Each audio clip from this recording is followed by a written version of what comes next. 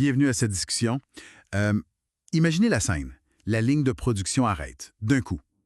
Le silence. Ouais, Dans le manufacturier aujourd'hui, là, comprendre pourquoi ça arrive, trouver la vraie cause, c'est plus juste utile, c'est carrément essentiel. surtout pour pas que ça se répète. Absolument. Puis avec la complexité des opérations maintenant, la vitesse, c'est critique. Pour creuser ça, il y a deux outils qui reviennent tout le temps sur le plancher.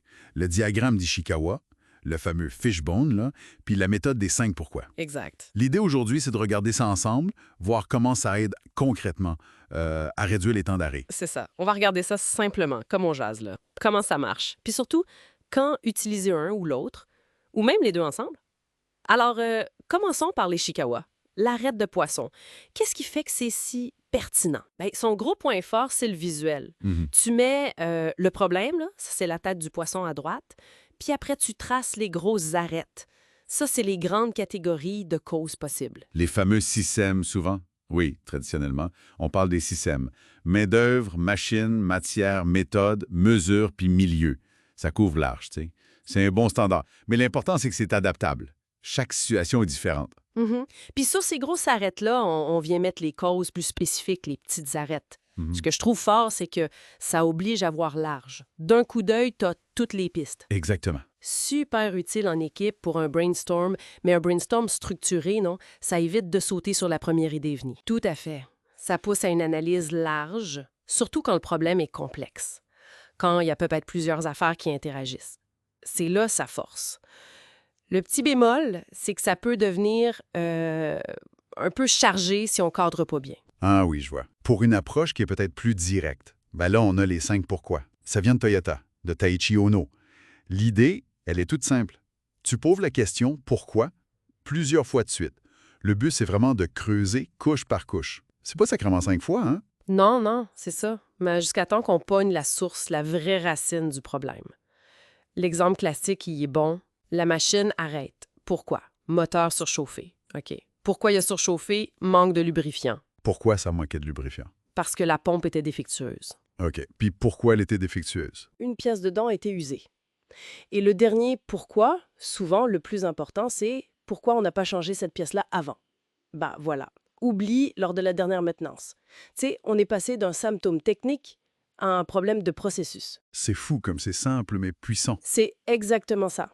La force des 5 pourquoi, c'est simple, c'est rapide, t'as pas besoin d'une grosse formation pour l'utiliser. Ça force à aller plus loin que juste patcher le problème temporairement. Hmm. Faut juste faire attention.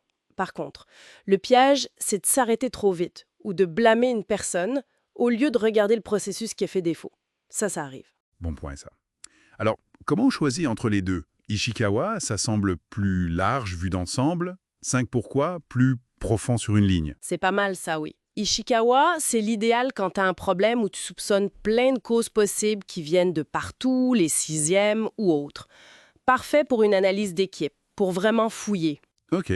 Les 5 pourquoi, eux, sont super efficaces quand tu as une piste un peu plus claire, une chaîne de cause à effet que tu veux remonter vite puis en profondeur, pour des incidents plus ciblés. Mais j'imagine qu'on n'est pas obligé de choisir. On peut les utiliser ensemble. Ah, absolument, puis c'est souvent là que c'est le plus payant en fait. Tu peux, mettons, commencer avec les 5 pourquoi pour trouver rapidement une chaîne de cause principale. OK, dégrossir vite, exact. Puis si cette chaîne-là pointe vers quelque chose de complexe, disons une méthode de travail particulière, ben là, tu peux sortir l'Ishikawa pour explorer juste cette branche-là, mais avec toutes ses petites ramifications. La main-d'œuvre, impliquer les outils, l'environnement, etc. Ah, intéressant. Donc tu combines la vitesse des 5 pourquoi pour trouver la piste, puis la puissance de l'Ishikawa pour décortiquer cette piste-là en détail. Logique. Voilà. L'important au final, c'est vraiment d'identifier la cause racine pour mettre en place des actions correctives qui vont durer, qui vont régler le problème pour de bon. Il n'y a pas une méthode meilleure que l'autre dans l'absolu. Non, c'est ça. Le bon choix, ça dépend vraiment du problème, puis du contexte de l'usine, de l'équipe. Faut les utiliser stratégiquement. C'est ça la clé pour améliorer la performance sur le long terme. Donc, le message à retenir, c'est que bien maîtriser ces outils-là, et puis savoir quand les combiner, ça nous rend plus efficaces. Pas juste pour éteindre des feux, Non, exact. mais surtout pour éviter que les feux prennent en partant. C'est un levier d'amélioration continue qui est vraiment fondamental. Précisément.